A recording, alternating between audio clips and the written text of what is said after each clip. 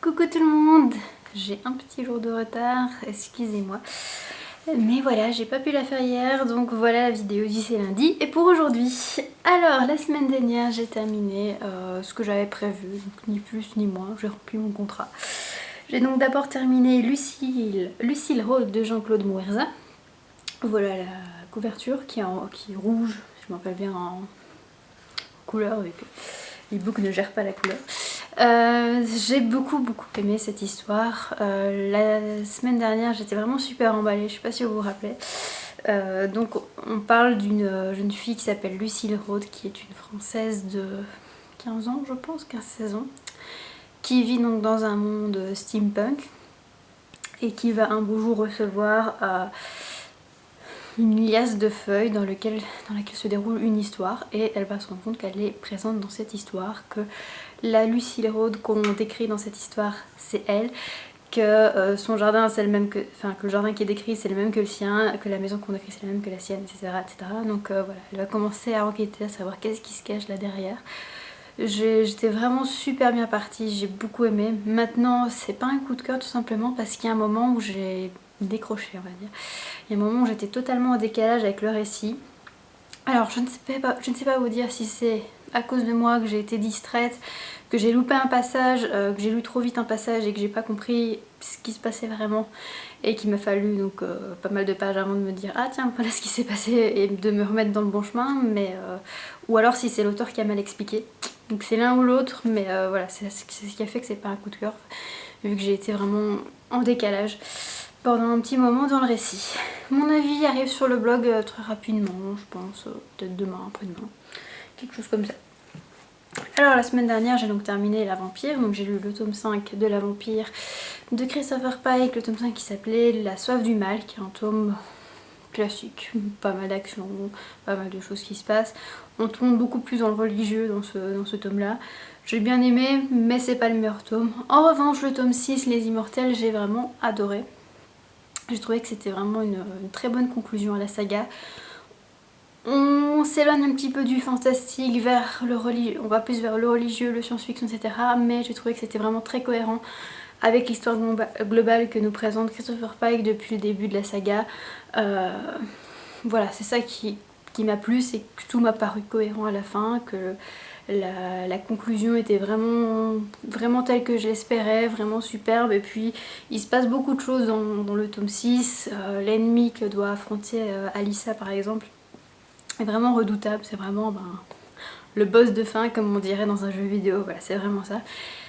Donc voilà, j'ai vraiment bien aimé ce dernier tome. Mon avis sur la saga est assez positif, même s'il y a des petits défauts, des choses qui ne m'auraient plu. Comme je vous parlais, je pense la semaine dernière que je voulais qu'un personnage secondaire qui s'appelait Seymour soit plus présent. Bah voilà, j'ai pu l'attendre jusqu'au bout. Il reste toujours anecdotique on va dire dans la saga, c'est un petit peu dommage. Mais bon, ça reste quand même très sympa, très chouette à lire.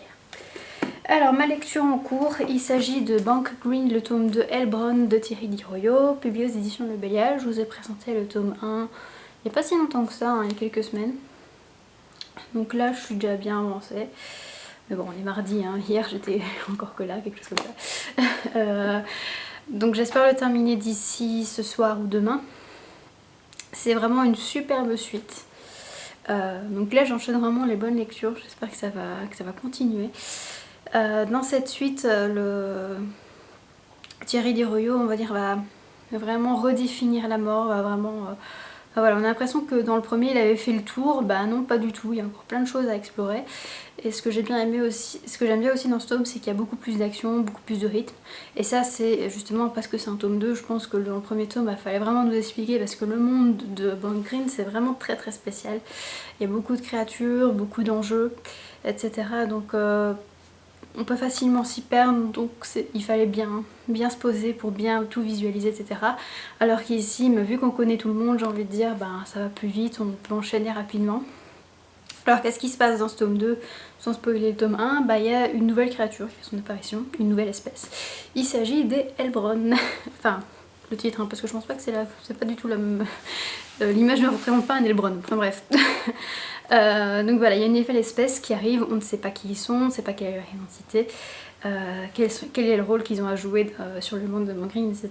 Donc voilà, c'est un petit peu l'enquête du début de ce deuxième tome. Vraiment une très bonne suite pour l'instant. Alors ma prochaine lecture, qui sera probablement ma seule autre lecture de la semaine, et encore si j'arrive à le terminer, il s'agit de Les Monstres de Sally de Sophie Hannah, publié aux éditions Le Livre de Poche. Il s'agit d'un thriller psychologique de 500 pages quand même, donc un beau bébé. C'est pour ça que je vous dis que je ne sais pas si je vais le terminer d'ici lundi prochain. Alors l'histoire c'est quoi? Sally Thorning est une mère de famille solo, une maman de 3 enfants, qui a eu un an auparavant une aventure avec Mark Bretterick, si je me rappelle bien, ouais, Mark Bretterick, qui est un homme marié, etc. Et là, elle voit à la télévision que la femme de Mark ainsi que sa fille, la fille de Mark, donc, sont mortes, ont été assassinées, si je me souviens bien. Et elles vont voir que, à la télévision, ils vont interviewer Mark. Sauf que la personne qu'ils interviewent, le Mark Bretterick, c'est pas du tout son ancien amant, c'est pas du tout le père de la fille, enfin le mari de la femme, le père de la fille, etc. Et donc elle veut aller dire à la police ce qui se passe, mais elle a peur qu'on se reprenne à sa famille, elle va commencer à picoter là-dessus, quoi. Voilà, ça me tente beaucoup. J'espère que ce sera pas trop angoissant tout de même, mais d'un autre côté j'espère que ce sera prenant, comme ça je le terminerai rapidement. Voilà, c'est tout pour cette semaine. Je vais vraiment vous faire ma vidéo in my mailbox juste après, parce que je vous la promets depuis je sais pas combien de vidéos, donc voilà, maintenant elle arrive, je prépare les livres et je la fais directement, comme ça vous l'aurez tout de suite quand vous regarderez cette vidéo-ci. Voilà, il me reste plus qu'à vous souhaiter une très bonne semaine et de bonnes lectures, et moi je vous dis à lundi prochain. Ciao!